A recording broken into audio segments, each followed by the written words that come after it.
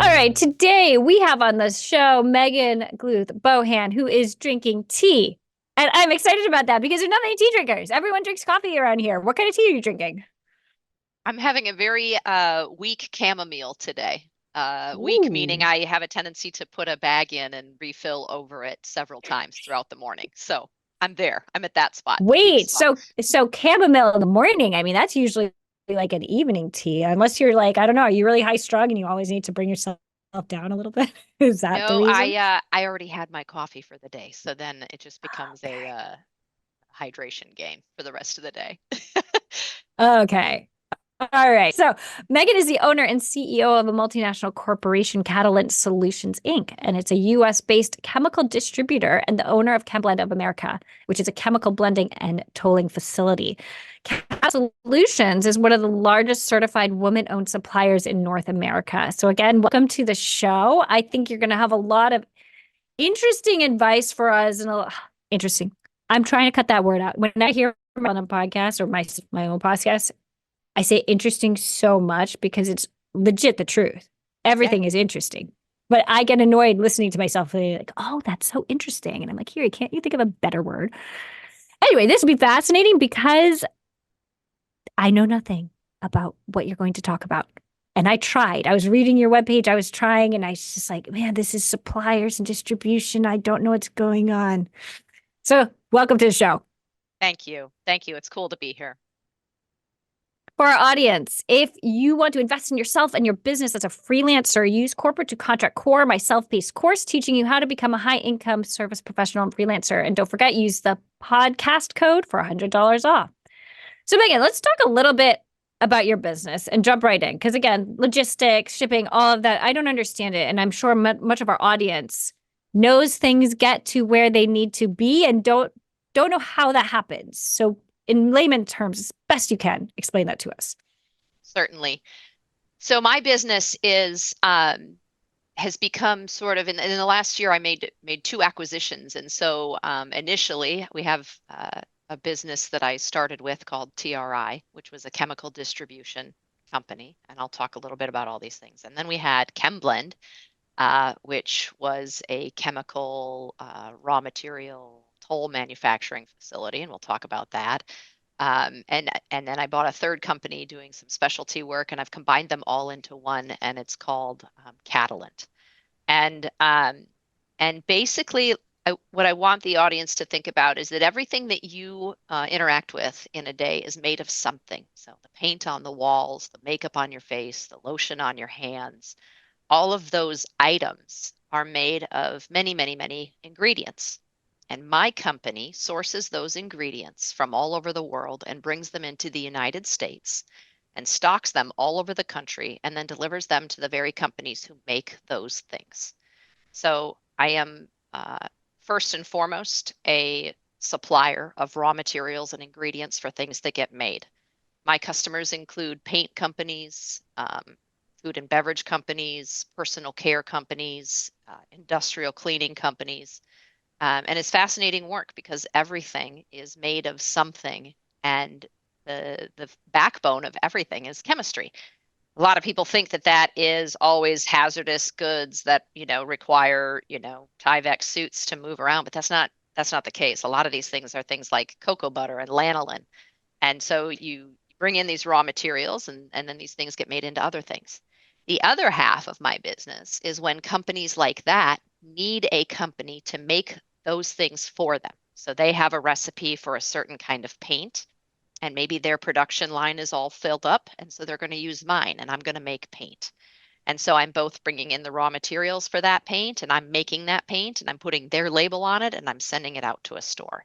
And believe it or not, the US economy is made up of a lot of companies that make things for other people under their label, under their name, and ship it out. And so I participate in that as well.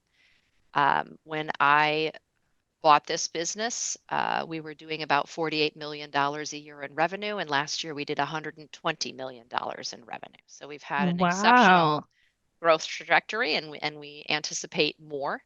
And that is to say that the business is big. And it is, I think it represents what I call the hidden economy, things that are happening for economy to happen in the background that you don't see. To your point, that involves a lot of logistics. I move things all over the world in ocean containers and rails and trucks, things like that. So that's a huge part of our business as well. And it's all fascinating to me. You use the word interesting. I'm interested every day in what I do and what my customers do. And I love that you touched on the hazardous part because that was, of course, a question lined up in my head. Like, what if you have hazardous materials? What kind of laws are around that? I mean, in general, what are you dealing with when it comes to regulations and laws? And does each state have a different law or regulation around this, or is it national? How do you handle that? That's just like there's so much that goes into this. There is, and we have an entire department designed to deal with that. My I come to this as I was the company's first lawyer when I came here, so I have a background in that, and obviously a very keen eye to do things safely because some of what we do move is hazardous. We move products that go into water treatment facilities. If you were to take those products and isolate them and in a very concentrated formula, they'd be hazardous. You have to manage the way you do that very carefully, but you also have to have certain chemistries to treat water or treat sewage so that people are safe. And so there's a balance here and how we do this and making sure that we do it responsibly. And you do need to know those laws that are on the federal level and on the state level. It's a huge lift. Yeah, and I read on your website it says the raw materials industry has its share of tensions, and we work to get ahead of them so that your business stays on course. So, what are some of those tensions that might arise in your industry? There's a numerous tensions. Number one, some of these chemistries or even, not chemistries, raw materials are only made in certain parts of the world. There's certain things that are only made in certain countries because maybe that's where the tree that produces this kind of sap is from or something like that, right? And so there is a lot of thinking and planning and strategizing into how you create a supply chain. Let's say you're a major beverage producer and you need a certain ingredient to make the beverage that you make, but it's only made by two producers in the world. My job is to have a relationship with both producers to keep stock in certain parts of the country close to your factories and facilities backup so that you don't ever run out, so that your production isn't halted. Maybe there is a global event which will affect getting that. So right now, the fact that there's not really much rainfall in Panama has made the Panama Canal drop to significantly record low levels. And as a result, shipping containers that go into the Panama Canal and hit the port of Houston are on weight restriction. And so we can't always get what we need through there. So you at beverage company, instead of waiting 2 weeks, may now have to wait 10 weeks to get what you need. I have to anticipate that and make sure that there's enough Mm. here in the country for you so that we don't halt your production. But what does that mean for me? It means that at the capital level, I've probably paid at least in part for that raw material. I'm now holding it on my balance sheet, my inventory, and my possession. And so that does something for me economically. What's the tension there? Carrying additional costs and undoubtedly passing some of them along to you, which you're then going to take to the consumer, or running the risk of running out entirely. And a few years ago, when COVID was going on and people were shopping like crazy, and we were in the midst of a national and global supply chain crisis, these are exactly the things I'm talking about. These tensions of supply and demand flux, pirates in the Red Sea, all things like this, like affect what I do and what my company does every single day. And then after we're done dealing with it, it at the end of the day affects the American consumer at a base level. Were you able to get ahead when the pandemic was at its height? Were you able to see almost like a crystal ball, like, okay, we need to prepare for this as a leader? Were you able to do that? And do you feel like you succeeded? I feel like there's a certain set of tea leaves that I feel if you every business owner and every business leader has a duty to be deeply, deeply educated about what they do and the elements that affect what they do. And so I take that seriously for myself, and I felt like I certainly was. I was as educated as I could have been in all of the factors that were going to affect different raw materials, their production, their demand, the transport, all of that. With that said, with all of that knowledge and all of that planning, I think we did a pretty good job. We got very when there's a supply chain crisis and you have something that people need, you get a lot of new friends. And we were very committed to the friends that we've always had, first and foremost. If you were a long-term customer of mine, even if I had to put you on allocation because I was on allocation, you were still getting product. If you were a brand new friend of mine that's never talked to me before and all of a sudden you need what I have, there was a different decision there. As a business leader, as an entrepreneur, those things happen to us.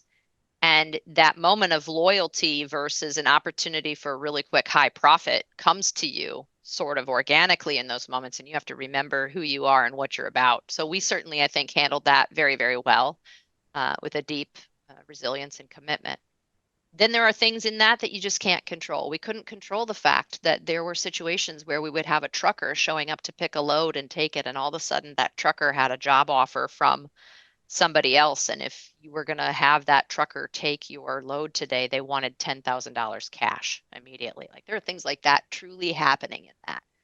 And that's something you can't plan for. You know what I mean? And so those moments were a little more difficult to deal with and a little more unexpected because crises and opportunities for profit, sometimes one and the same, bring out the very, very best in some people and the very, very worst in some people. And so you see both things hit the table at the same time very often. I I like just thinking about someone demanding $10,000 in cash. I'm not surprised and I am at the same time, right? Like it's like this, oh, really? Like you would do that? But then of course, like you're in this position of a huge advantage. Something needs to get from point A to point B, and you're the only one that has it in your truck. Like, and how are you going to find someone else to drive that truck at that last minute and get it to your customers? Like, I'm not surprised, and I am. It's like one of those situations I don't know what I would do. Can you share with us what you did? Yeah, I mean, in that situation, I'm not keen on bribery. Do you know what I mean? Yeah, that's what it Uh, is. and I mean, if you set yourself up to be held hostage, you're going to continue to be held hostage. And so in that situation, I'm not interested in doing that. The the downside is that then you have to call a customer and disappoint them because there is a trucking shortage in America right now. This is a very real thing, and the pandemic, I think, and the post-pandemic early recovery, supply chain crises time really, hopefully, turned people on to the problems we're going to have there when you don't have a workforce of people designed to do some of these jobs that are harder to get people convinced to do. And trucking and truck driving is one of those. We need those people, and we don't have a lot of them. And so that caused a moment where I had to call and be late on a shipment, and that just sucks. You know, you don't want to let your customer down, and you don't want to be that person. It also it does put you in a situation too where you realize that then the broader sort of infrastructure realizes, okay, well, this is happening. So the market for this service, if it used to be $1,000 to run this load of freight, now we can charge 10 grand. And that's exactly what happened. And so that's how inflation began to bubble up, right? I don't have $10,000 of profit. And if all of a sudden ocean freight is another perfect example, I used to pay $2,500 for a container of ocean freight. And the height of the pandemic, we were paying $25,000 to $28,000 a load. That's huge. Do you know what I mean? That swing, and that's a lot of how this inflation happened in the United States economy, is that nobody has that margin built into the business they're doing. So what are we doing? We're passing that along to the consumer. And people could pay it. They had a lot of extra income. They had stimulus money. Like that's what happened. In addition, you run that concurrent with the fact that, as I'm saying, there's really significant, and I'm sure your listeners know this, really significant demands on labor. And and if you run a fast food restaurant in certain states right now, you pay an exorbitant amount for somebody to work in your fast food restaurant. Well, imagine what it takes for me to have somebody come work in a contract manufacturing plant. I I can't not pass those costs along to a consumer. And so, and this isn't, this isn't the point of this podcast, but I don't see inflation relenting in meaningful ways until we solve some problems that have nothing to do with the dynamics of how it necessarily started.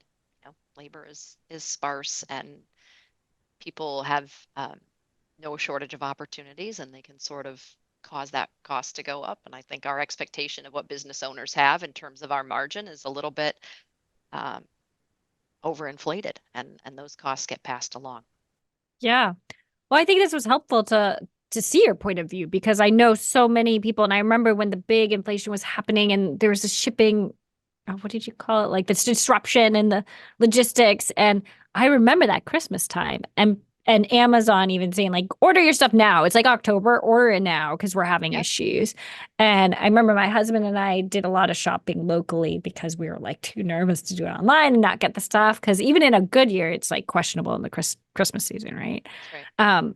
But it's interesting to hear that like point of view because then it helps give this broader scope. Like, yeah, who is going to end up paying for that, right? And maybe it does finally come down to the consumer. So share with us a little bit of advice you have on when you have to approach a client and they might be unhappy about something that really, I don't want to say you had no control over, but it's just, it is what it is. So a lot of times I'm asking women on this podcast, like, hey, give us advice for an unhappy client when you've made a mistake. But in this situation where you're not making a mistake and it's just how the cards fell out based on some decisions, what kind of advice do you have on approaching an unhappy or will be unhappy client or It's the customer? same whether it's your mistake or somebody else's, and that is you need to be the first one to tell them this is occurring. Your customer or your client should never find out through the grapevine that their product isn't going to come on time or you're not going to be able to deliver or something happens. And that's the expectation I have here for the people who work for me. And it's the expectation I have for myself. I'm going to be the one to tell you about that. I'm going to do that in a way that is prompt and is clear. We're not going to do this dance around and put weird language around it and make you feel weird and have you hold my energetic discomfort from letting you down. We're not going to do that. This is what happened. This is what I'm doing to fix it. And this is when you can expect the resolution to appear for you. That's what you owe them. That's the best you Mm-hmm. can do. They get to be angry about that. You're not giving them information to make them not angry. You're giving them information to make them informed. Like this is the difference between business and emotion, right? Your job in the interaction is to deliver them the business information they need. Their emotion is something that I think um, I've certainly had my share of people yelling at me and doing all of that kind of stuff. Like, and I tend to be a person that moves with that with the like, yeah, okay, well, I hear that. I'm super sorry to hear that, and this is what we're going to do about this. Because for myself, even I like to move myself into a state of solution, and I like to help my customers get there too. Some people are just going to be pissed, for a lack of a better word, and I think you can walk away from even that interaction feeling good if you feel like you were honest and you were prompt and you were clear. I like that. Thank you. So you are one of the largest certified women-owned suppliers in North America, which is, I think, I could be wrong, in a male-dominated industry. What hurdles have you specifically faced in growing and scaling your business as a woman when you're surrounded by male counterparts? Yeah, it's interesting because I think that a lot of my challenges as a woman, and I think this is a male-dominated industry. I don't really know why that is. I mean, I have theories and whatnot, but it is. There's a lot of men around me. So the first thing I want to say about that is that the vast majority of those men are my friends and my colleagues and people that really deeply respect me, and I respect them. And my first piece of advice, always for women in any business environment, and particularly in ones where it's male dominated, is do not make the tragic mistake of assuming that just because there's not many of you, that you aren't wanted there. And I think that's just so important to remember because there are a lot of factors that cause why women aren't in some of these places, or why when we get here we don't stay. But it might not always be that we aren't wanted. And so I think that's just a key thing to remember. For me, some of these hurdles are questions of there's often an implied or a sort of undercurrent of wondering if I'm qualified or wondering if I know what I'm talking about, and almost if I can be sort of colloquial, like if I can hang. Um, and if I have sort of some of these places that I go, they're kind of like rough and tumble, and they can be environments that can be a little harsh in terms of personalities and politeness and sort of whatever. And so sometimes the very first thing that happens is I'm trying to convince somebody, like, none of this bothers me. Like, I'm okay here with you. Like, I'm just as comfortable in these steel-toed boots as I am anything else. We're going to be okay. And it's a weird, like, trust and a weird, like, yeah, comfort almost that you have to, that you're going to be okay, that you can hang, I guess. So that's sort of the first hurdle sometimes. And a lot of women make, again, the tragic mistake of assuming that when they're doing that with you, that like you need to like leave and be mad about that. I think that, listen, everybody has a choice. You should never stay any place you're uncomfortable or where you're mistreated or things like that. But also, I have a tendency to walk into a room and go, maybe you're uncomfortable or maybe you don't know how to deal with a woman in this space because it's never happened to you before. And you're a genuinely good person, but you're limited by like the experience you've had. And maybe we can just move in this together and we'll each learn something new. And every time I do that, I'm never disappointed. I have had very, very few interactions of blatant disrespect. Now, one of the bigger challenges that I have is that I have a global business. I have an international business. And so the gender discrepancy and the gender um, issue, I guess, is very pronounced in certain parts of the world. And to this day, I still struggle with walking into meetings in foreign countries um, and having them wait for the decision maker from my company to show up or ask me where my boss is. Um, and that happens a lot. And it, then I kind of joke, well, I have some bad news. Like it's me, you know.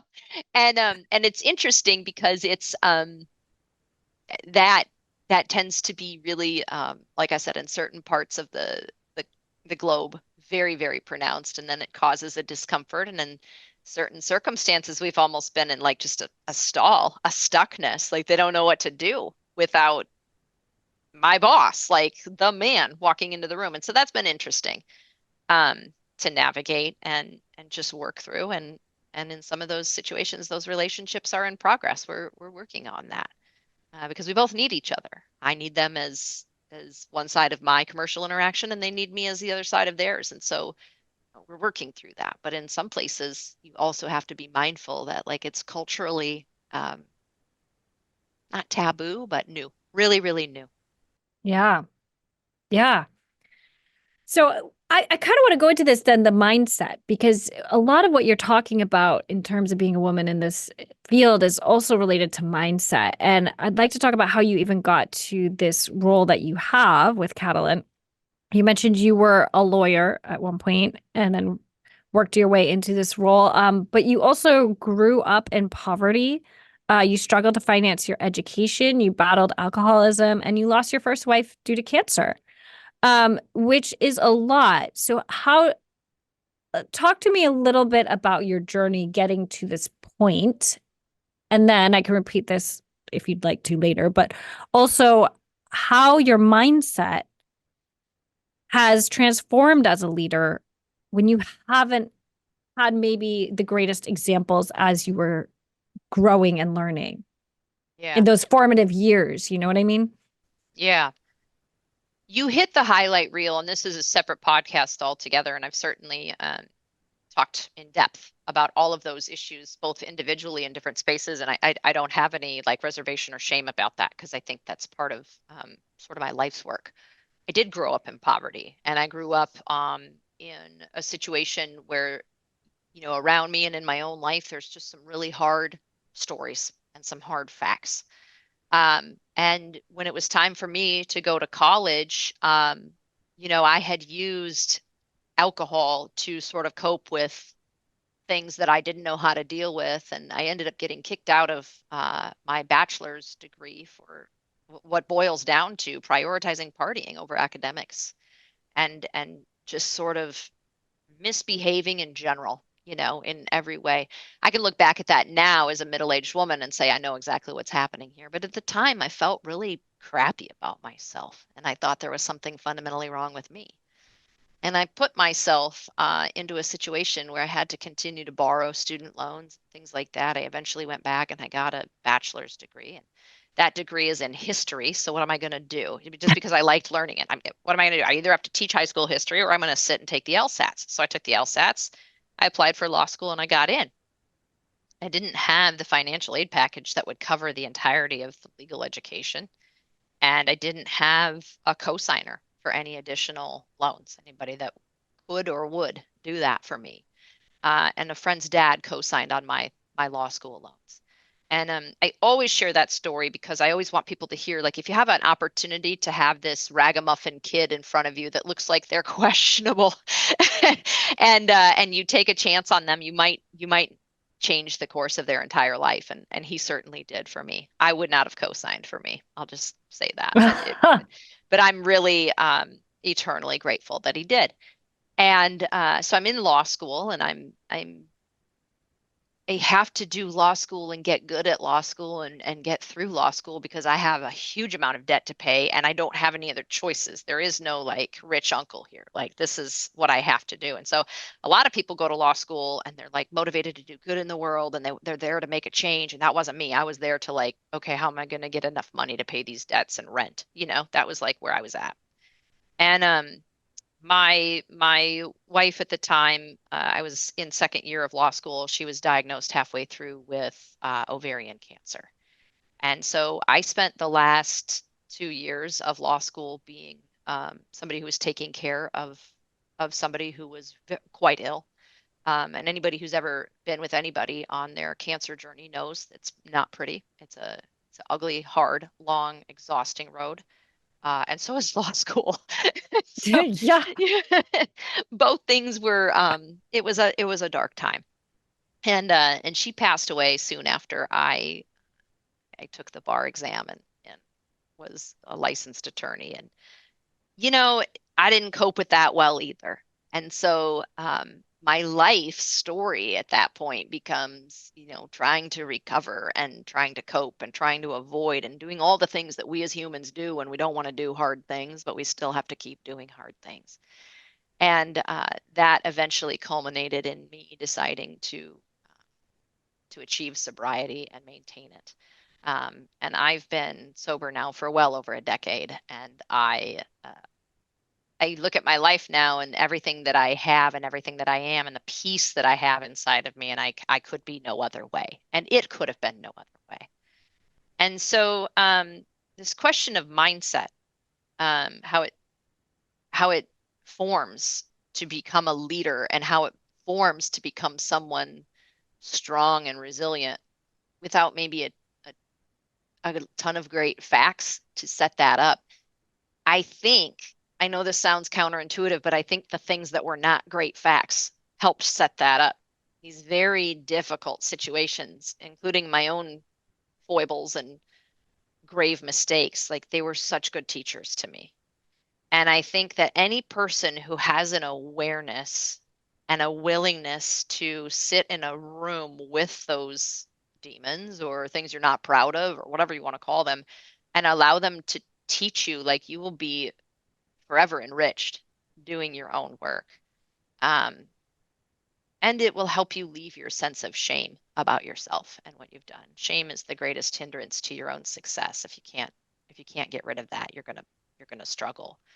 And so I did do that. And along the way, I assembled around me and I observed not only these teachable things and moments in myself, but I found them in the people around me. I've learned more about how to be a CEO and business owner at times from people who were recently released from prison in an AA meeting than I have from books that have been on the Harvard Business Review list. I am telling you, there is opportunity for your growth and enrichment everywhere.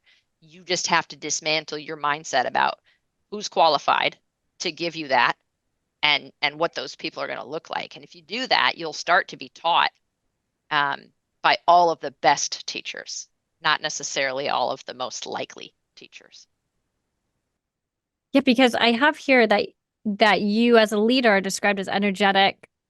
Also, the buck stops here, compassionate, empathetic, and resilient. And I do believe, like, just from having that kind of story, you have to have compassion and empathy. Like I feel like there's no way I mean, maybe if, like you said, if you don't sit with those feelings and learn from them or sit with those instances and what happened in your life, I, I feel like, do you think though your leadership has changed over the years? And I'm guessing yes, it has.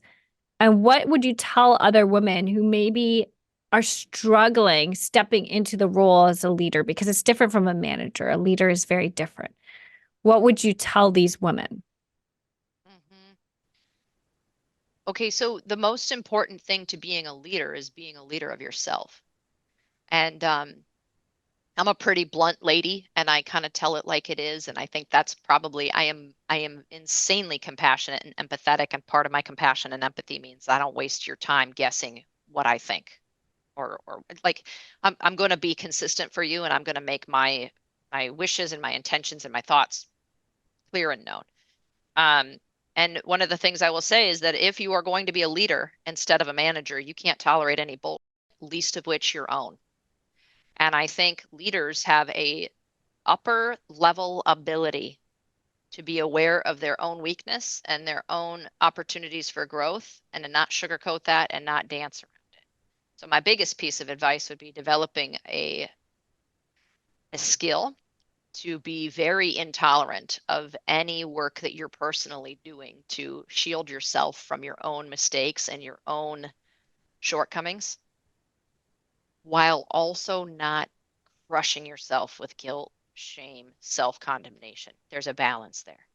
And every leader has to find it. And in my experience, women struggle the most because for whatever reason, and there have been books written on societal shame and the way things are built, and for whatever reason, we are mean to ourselves and we are mean to each other.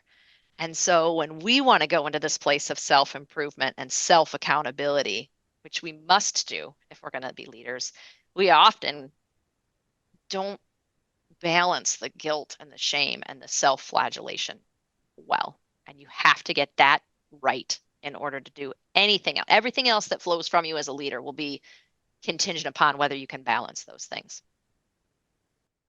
It is so true. I wish I had something very much more like insightful to say there. But I've heard this so many times on the podcast, right? Like the balance between really making sure that you're not too hard on yourself when things aren't going as fast as they should be, or someone didn't do something right, or whatever it is. It's so easy to be like, ah, oh, that was all me, or I could have done this better, or whatever it is. But there's, like you said, there's that balance between being intolerant when maybe you're not getting stuff done and you're setting yourself up to the psychological games, right? That come along with like avoiding something. But then also don't beat yourself up. It's such a cycle and it's so hard for women. It's so hard.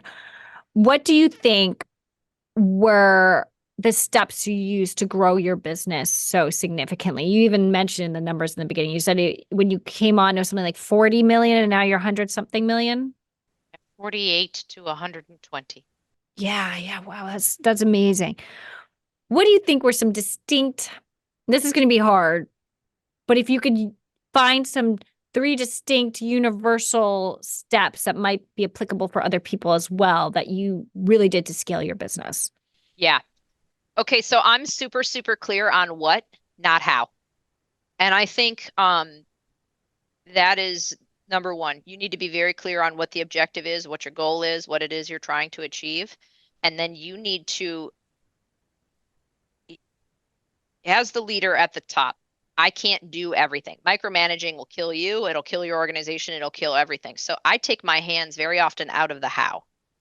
I've hired amazing people. I am going to trust that when I give them the objective, they are creative and have their own ingenuity and their own ideas for how to achieve that. And I'm going to allow that to come up rather than trying to micromanage that. That doesn't mean we don't check in. It doesn't mean that I don't say, hey, wait a minute, I don't pressure test some of these ideas they have. I do. That's my job. But like it's it's about not being so involved in the how as much as being somebody in the organization has to be the person that says this is where we're going and remind the people who work for you of that all the time.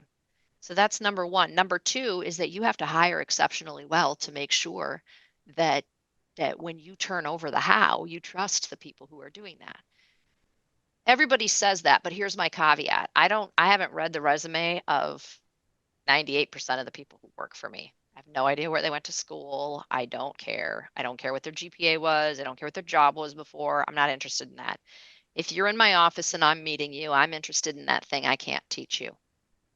I'm interested in that part of you that is the drive, it's the hustle, it's the internal sense of right and wrong. And I can smell that in people. I'll always ask, like, what was your first job? If you had a paper route or you mowed lawns, like, I'm probably going to hire you. Like, I have just this, I got a gut and a nose for people who know how to work and who want it, who have like a drive and just have a sense of personal excellence. And so that really truly does mean for me, I don't care if you have a criminal record. I don't care. Like I get it. I understand I should. I know what my risks and liabilities. And obviously, listen, if you're working in my chemical plant, you have to pass a drug test. Like, okay, like there are things we've got to do, right? But that doesn't mean that I needed you to be valedictorian of your class at Harvard and get an MBA there. I don't actually care about that. Some of the most successful people at my company barely made it through high school. And I would put them up pound for pound against people who are similarly situated in other organizations because they got hustle, they got grit, they have this determination. And that's what I want. That's what I'm looking for. And so then the third thing that comes along with all of that is that you have to trust your gut. You know, you have a knowing. You wouldn't have come this far if you didn't. So you need to get yourself real clear on the voices that are allowed to speak into your head, that are allowed to speak into your life, that are allowed to speak into your own knowing about your business, your objectives, what you're trying to do. And you need to lean hard into that gut and move from there. And I think doing those three things feeds on each other because then my gut starts feeding number one. Where are we going? What is the place that we're going? Like it all starts to come in together. And then these people that I hired because I sensed that they had this spark in them, they start to have amazing ideas and they start to cover the how in ways that I never could have imagined and never could have dreamed up and led them to. And it all becomes this self-fulfilling ball of inertia of, and that's exactly what's happened here. And it's been amazing. Oh, such good hiring advice in there too. Mhm. It's scaling. I find that the more I do these interviews with really successful women with businesses, it's really the scale comes almost always back to it, hiring and having the right team in place, the right processes. Sometimes your gut that comes up occasionally too, but mostly that like it's almost like a commonality between everyone is like you need to have the right team. You need to be Yeah. able to figure out how to hire the right team and whatever that is for you or however you do it, it needs to be the right team. Um, have you ever made a mistake in hiring that you feel like you learned from, or has it always been pretty smooth sailing and you just look for that hustle and that grit and that desire to work? Yeah, so I've never regretted looking at the hustle, the grit, the desire to work. That's never been the problem.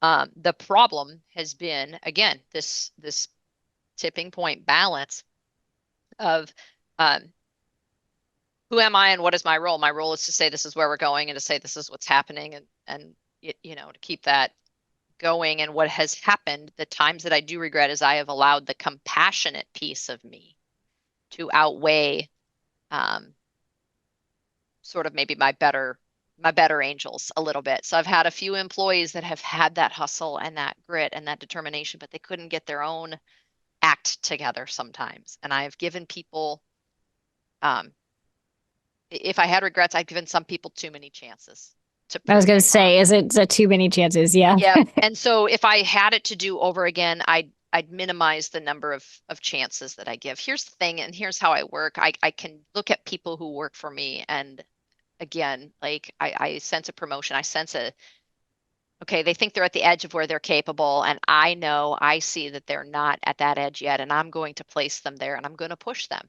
further than they would ever push themselves, and I'm going to challenge them to go there. And 9 out of 10 times 9.5 out of 10 times they rise to places that they didn't know they could go. And I love it and they love it and we all benefit from that. every once in a while I see somebody sitting there not doing what they're capable of doing. And my tendency, the thing inside of me that I have to be aware of, is that my tendency is to look at them and go, oh, I want to help them see that. No, no, no, no, no. That's not my job. I'm not their therapist. I'm not their spouse. Like, if they're not willing to put in the work, I can't compassion them to that place. And any time I spend doing that is going to be a drain on my business. And so when I have done that, and I have, and I've done it more than once, and I wish I didn't, then I probably wasted some time and money that would have been better spent both things elsewhere. I have that too, but I don't know if it's compassionate. It's more like this. Maybe it's compassionate a little bit. It's more like I see so much potential and I hate seeing wasted potential. Yes. And so it's like Yes. this, like, come on, you know, I don't you want this? Like that's what that screams inside of me. Like I wish everyone was like me, who has this like grit, this determination, this need to better themselves. But I just think some people are not at that moment in their life, or maybe that's just not their personality. But like for me, it's always this like, but you can do so much. I know you're capable. So maybe it's compassionate. I don't know, but it's more like this. I feel like I always call it like this urge of like, come on, I want to Yeah. help you just do better. And then I I get think frustrated. it is compassion, right? Because wanting somebody to be the best version of themselves, I think, is care for them, and I think it's compassion for them. But not everybody's willing, and you have to know when that is And and my then sister say always it. says to me, she's like, your best version of me is not my best version of me. And I'm always like, That's right. okay, but, and she's like, no, don't No try to, buts. don't try to put your points of view and what you think I need. Yeah. Yep. Yep. You mentioned off air that you have two children, Yes. and obviously you're the CEO of this multinational company and making millions. How do you manage your business and personal life? Yeah. What do you do to achieve even a Sometimes, balance if you have that? sometimes not very well. I don't use the word balance in my life because I don't have balance. And in fact, most women, whether you own a business or not, who also choose to be a mother, um, you're never going to get balance. You are away working more than you're home. And that's a fact, for most people who have a full-time job. And so I don't seek balance. I seek presence. I always say that. So when I'm with my kids, I try to be with my kids.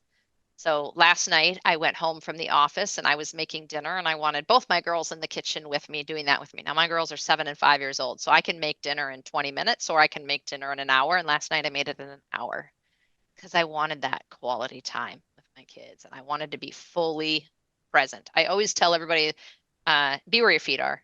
And my feet are with my children. I'm going to be with my children. And I work really, really hard to be fully, fully present in that. Then when I'm at work, I work really hard to be fully present in that too. And that means, in order for me to do that, like one of the things that doesn't get talked about very often when you're both a mom and you work is that I can't spend all my time sitting here beating myself up for being a crappy mom because I'm not at home, because I'm missing this or I'm missing that. Guilt is the biggest dragon I have to slay in my quest for balance. Um, and and I haven't slayed that dragon yet. I hope one day I will.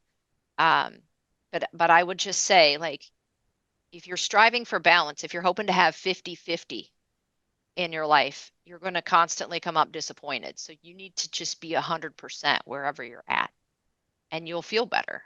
So my time last night with my girls was so wonderful. And then when I came into the office today, I was in a really good, enriched mood. And I feel the same way when I am 100% with them in the middle of the night when they've had a bad dream, or I think you and I were talking before we got on air, like, holding a throw up bucket in the middle of the night for a kid. Um, I'm 100% doing that too. And and that makes me then feel like at least I'm complete wherever I am. And that is a great, I can do that. I can't achieve balance because sometimes the scale is tipped in one direction and sometimes it's tipped in the other. I've never been able to just feel like I'm perfectly balanced Yeah. on that. I had a colleague, an ex-colleague, who once said to me, and it always stuck with me, he ended up quitting because he needed more time with his family. And he just said, I know if I've got 10%, he always looked at it like a 10% or 10 points or something. And he was like, I'm doing 8% at work right now, which means my family's getting 2%. My wife needs me home. I think she's going through health issues and stuff. And he's like, and I can't keep coming home and giving them the 2% because I've got the 8% at work.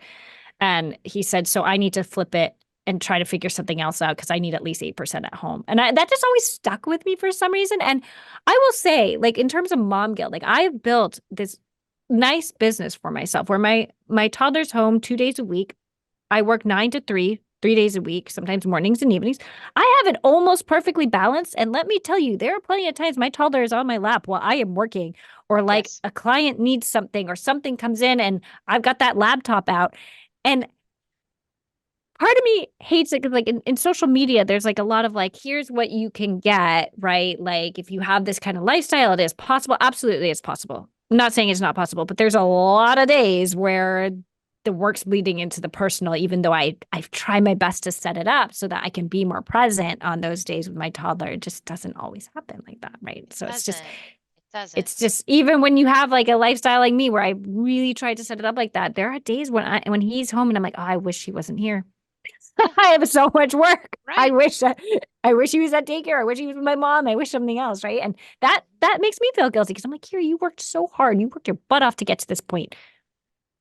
Lots of people would kill to have what you have. And yet I'm still like, I could put you in daycare another day, maybe.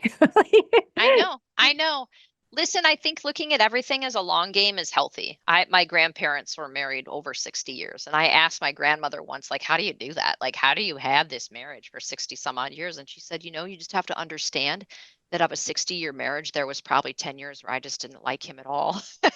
And she said, your goal is to not have that run concurrently, Not cumulatively, all the back right, to back for right. those But you years. kind of have to look back over time and say, overall, like there was, the balance, if you want to use that word, like it shows up over a long game. But you're right. There's some days where you're just going to have to do your work. Like, Yeah. and that toddler is going to have to watch an iPad while you do that. And then there's other days where you can let emails pile up and you're just so into Play-Doh. Like, Hmm.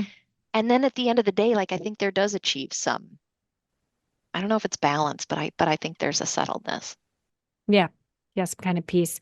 Do you have any time management techniques you can share with fellow women entrepreneurs? Because I'm sure there are days where you're back to back with calls or you've got deadlines piling up and things that need to get done. And if you have one here, the other one's not getting done. What are some time management techniques you can share either in your personal or even your working life or both? For all things, I always use the statement, how do you eat an elephant? One bite at a time. I'm never going to come to the end of my day and have everything done. So I just have to do one thing at a time and be in it and do the best I can. When you do that, when you get focused on just, okay, I need to get through these emails and you just sit down and you do that, you will find that there becomes an efficiency and an ease with which you work. Being scattered and trying to do too many things at one time is not an effective time management tool. Just take one bite at a time. So I just say that. And number two, the thing that I swear by and live by, it sounds kind of crazy. I use Outlook for my email. I'm not making an endorsement. It just is what it is. And I don't take emails out of my inbox until they are done. Doesn't mean I don't read them and flag them, whatever. But if it's not for me, I delete it. It doesn't pile up there. And when it's finished, it gets filed away. And it keeps me on task in a really good way. And I know what needs to be handled and what becomes urgent. And then I physically move things that don't need me off the screen. And I think that's been effective for me in time management as well, too. Because again, somebody in my role is never going to, you don't reach done. You just don't. You have to accept that. Yeah, I was actually on LinkedIn the other day and ended up in this like comments thread about inboxes and how you can either be someone who like the inbox helps you stay organized. There's people like, Hmm. inbox zero has to be inbox zero. I'm one of them. And who use it like you to somehow make sure that what's priority gets done. And there are Right. people who have like 50,000 plus unread Yeah, messages and everything's disorganized. There seems to be like two kinds of people. I that's also right. like, so what I do is I use the calendar and put an event on with an email reminder, not a notification reminder, because then it comes into my inbox and it comes in and I leave it unread until it is done. So then Yeah, it's like, because if I have the notification just come up on my phone or on my computer, I just like snooze, you dismiss, snoop go it. away. Yep. Yep. But if it's in my email, it will get done. And I learned that with my new VA. She was like, how can I get you to get stuff done? because I wasn't getting stuff done. And she was doing like, Trello boards and all these project management things. And I was like, just send an event to my calendar with an email Yep, reminder and it will get done. And it's simple as it that. works. So, It works. Megan, thank you for joining us. What advice do you think if you could distill down for women who are trying to scale their business, what advice would you give them? Keep going. I say that all the time. It sounds whatever, but it's the encouragement I need every day. Keep going. You know what to do. You just got to keep doing it. So where can we find you? Please share your website. If you have your social Yes. handles, if women want to get in touch with you, how do they do that? The best way to get a hold of me is to come through my website, which is www.megangluthbohan.com. And I'm sure that's probably in your show notes or something like that. If you go through there, there's a way to contact me, and that's the easiest way to do it. I'm very bad at reading. I probably get a 1,000 messages a day in LinkedIn, and I'm not good at reading them. So the best thing to do is to go through my website, and I genuinely welcome the inquiries and the contact, and I do my very, very best to respond. I value human connection, and so I do the best I can. Great. What is one philosophy, mantra, or quote you try to run your business by? I always tell everybody to measure twice and cut once, and I think that's good life advice because as a leader, especially a leader like myself, I sometimes don't have a lot of time to sit around and go back and think about something or wish or regret or whatever. I make a lot of decisions in a day. I do the best I can to prep for that, to measure it twice, and then I need to cut and move on. And um, that's serving me. Well, thank you again. And I really appreciate you joining me on this interview. If you're listening to this show and you also enjoyed Megan's interview, please share it so that other people could get this great advice and this great wisdom from her. And it will also help us grow the podcast, obviously. So until next time, you can find me on LinkedIn, Kiri Mohan. We'll make sure to put all of Megan's stuff in the show notes, leave us a review. And we hope to be back the next week with another guest who will also help share advice on scaling business. Thank you, Megan, again. Thank you so much.